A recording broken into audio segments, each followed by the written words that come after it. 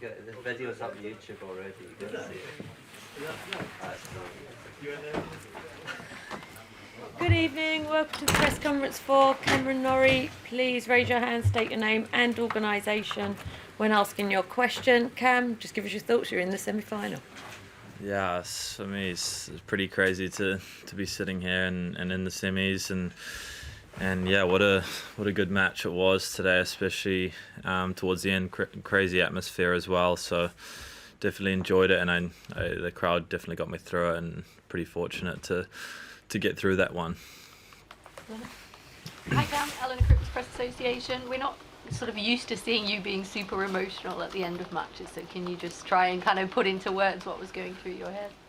Yeah, I was just, all the hard work, the sacrifices and everything just kind of all hit me at once, and especially the situation, here at Wimbledon, in front of my family, my friends, and obviously a lot of people following that match. So for me, just kind of thinking back, all the hard work, the sacrifices, and everything was just, I was kind of in didn't really know what to say. Obviously, got emotional there, and yeah, it was just a crazy day and crazy match to get through, especially with the way that it started, and yeah, I was yeah, that's the reason why you play the sport. Also, we've talked about your stamina on tour a lot over the past year. I just wonder though, in that sort of intense moment, the fifth set, how satisfying is it that it held out and you were able to, back both your body and mind to come through that long match? Yeah, I think I was talking with my coach Faku before the match, and was saying, all right, let's get to 2 hours in the match, and let's see. Then the match starts then, and yeah, I was cutting it a little bit close there, and yeah, I think, but all credit to David. He came out firing and was moving the forehand well, and was really accurate with the forehand, and he took a little bit of my energy away and a little bit of my rhythm. He was serving smart, and yeah, I think end of the fourth, start of the fifth, I was just locked in, and yeah, I gave nothing away and managed my service games really well, and credit to him as well. He served really good in the fifth and didn't give me many looks, but no, I was locked in from the fourth, and I was feeling better and better as the match went on, and I was moving better and better as well, and getting to everything. It's Novak next. You've only played him once before, I think. Do you think you can beat him? For sure. I think it's obviously one of the toughest tasks in tennis. I'll say grass is his favourite surface, and his record is unbelievable here at Wimbledon. So it's going to be tough. I'm going to have to improve a lot of things from today. I don't think I'm going to have the chance to lose focus like I did today. I think I was a little bit fortunate. A couple of times lost a little bit of focus and managed to get it back, and I think with him there's no room for that, and I'm looking forward to taking it to him and seeing the level he brings. I didn't really watch too much from him today, but he's obviously probably feeling pretty good after coming back from 2 sets to love, and yeah, it's going to be a tricky one. Some fans have been calling the hill Norrie Knoll today. How does that sound? Yeah, I heard that as well, but I don't even know what a knoll is. I would say it doesn't roll off the tongue as well as Henman Hill, but yeah, I don't even know what a knoll is. So you'll take it. I'll take it. Molly, hi Cam, congrats on the win. You spoke a little earlier about the crowd. I just wondered if you can talk about how you kind of used their energy, especially in the fourth and fifth set. And I also wondered if you saw the Duke and Duchess of Cambridge swapped centre court for your court. Did you notice that during the match at all? I didn't notice that during the match, but I saw them at the end there. So that's obviously very special to be playing in front of them, and obviously they had more interest in my match, which was pretty cool. And yeah, I think David did a good job of kind of hushing the crowd, that he was playing at such a high level and was really giving me nothing, and yeah, I think at the the end of the fourth there, that 4-3 game, I really got the crowd involved, and from then on they were behind me every point, and I think it frustrated him a little bit, and maybe that was the difference today, especially there was only 1 or 2 points in it. I think I saw a stat where he actually won more points than me in the match, so it just shows that I played the bigger points better than him, and that's something that I've been talking about and working a lot with my team, so it's nice to do that on the biggest match of my life so far in my career. Congrats on the win, Cam, today. With it, you joined some illustrious company, Virginia Wade, Andy Murray, Tim Henman, all reaching the semi-finals of Wimbledon. Just for your thoughts on that, becoming the seventh pick to do that. Yeah, it's super special to be among those names and to just be a semi-finalist of a slam, especially this one, living just around the corner, and yeah, it's just all pretty crazy and all happened pretty quickly. So yeah, it's pretty cool to be amongst those names.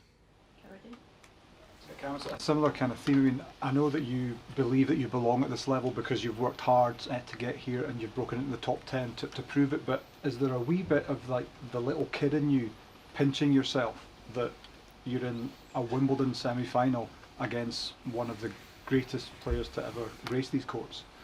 Yeah, it's very cool, especially when I made the quarterfinals the other day. I was thinking about when I was a kid and watching guys on TV making the quarterfinals and thinking, wow, this looks so tough to do, and there's almost zero chance I'm going to do that. But just to actually be doing it and to be living it and experiencing it is very cool and pretty crazy actually. And yeah, and then now I've gone one further in the semis, so I think can take a lot of confidence from that. And yeah, it's gonna be a tough one against Novak, obviously, but looking forward to the challenge, and I think I'm gonna take it to him. It's yeah, I think he last time I played him in Turin in another big tournament, he played very good, and I think I learnt a lot from that match. So I think I'm going to approach it a little bit differently tactically and rest up and get ready for that one. And a Wimbledon final would be cool, right? Yeah, pretty cool. I think I'll take that, but still, like I said, one of the tougher tasks in tennis, but I'm going to have to definitely raise my level and raise my level of focus to have a shot with him. I think obviously I've been playing great, but I think there's a lot of things I can do better, and I think it's great. I get a couple of days now to fine tune a few things and improve on a lot of things, and I'm going to be ready for him. Okay, when you first left college and started, going around the circuit, where did you think you were capable of a result like this? And I know you take things one match at a time, but how did you feel your limits were then? Yeah, I think I was not really thinking about trying to do it as quickly as this. I just try to give myself the best chance, and the first goal was to break inside the top 100, and then I did that, and I think once I did that, then it was top 50, and then I did that and it was top 10, and just kind of ticking boxes and slowly progressing. I think it makes it more and more believable as it goes on. I didn't think straight out of college, all right, I'm going to be semi-finalist of a Grand Slam and setting crazy goals like that. I think it's great to do that, but it was, at the time, was pretty unrealistic. So I think I've done a good job of keeping expectations low and then fulfilling and maximizing the talent that I've got, and I think I've still got a lot of things that I can improve on, which is exciting. You were just speaking about your progression through the rankings. I just wanted to ask, with everything you've already accomplished over these past 10 days or so, and eyes on greater things in the coming days, I'm wondering if there's even a tiny element at all of disappointment at the idea that this great run will not help your ranking at all, and that there aren't any of those points on offer for you. Yeah, I think for me it changes nothing. It doesn't take anything away from that. I've been the top 10. I'm just outside. I think I'm 11 or 12 right now. obviously it'd be nice to have those points, but for me, changes nothing, and I think it just gives me a lot of confidence that that I can do it, you know, and especially with the best players in the world, and yeah, it'd be nice, but it changes nothing for me. Hi there, congratulations. Brilliant win. You've ignited the nation basically tonight. It's going to be different for you now, I suspect, in terms of the general public. I heard the chants when you're doing TV interviews. They couldn't even get the interviews over because people are chanting your name. That's the first of it. How do you think you're going to handle that, Cameron? And have you thought about what it's going to be like, Cameron Norrie superstar? No, I think just enjoying today first, and I think, yeah, I'm playing the semi-finals against Novak. It's going to be a good challenge, and I'm ready for that. And I think with the success, it comes with a lot of things. So yeah, I'm ready for whatever the higher profile, whatever it throws at me, and yeah, I think you take that, and you know, that's, if you do well, that's what it comes with.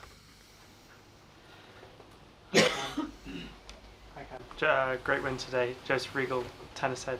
There was a question earlier about what it means to join other British players that have made it to the semi-finals of Wimbledon. You're the first British man to do it since Andy. Has he reached out to you at all after any of your past results? And looking forward to playing Novak, he's one of the few people to beat Novak here. You can ask for any tips.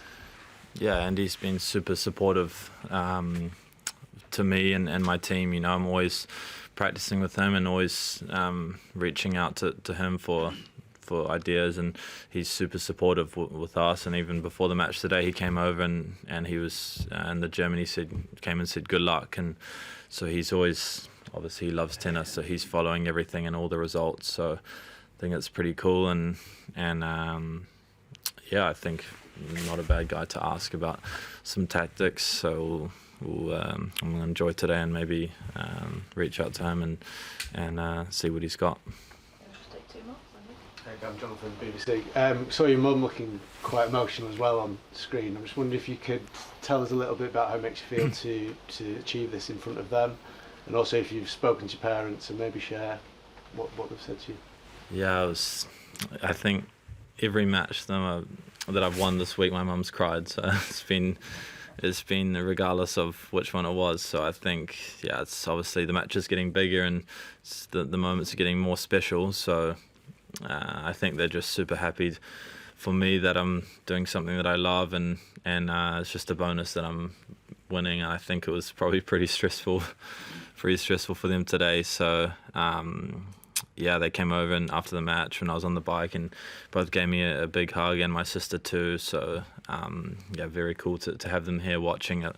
Obviously very, very rare for them to be here and watching, especially over the last couple of years. So to see me playing at the level that I have been, and to get some wins and to experience moments like that is that's exactly why they came. So I'm happy they made the trip.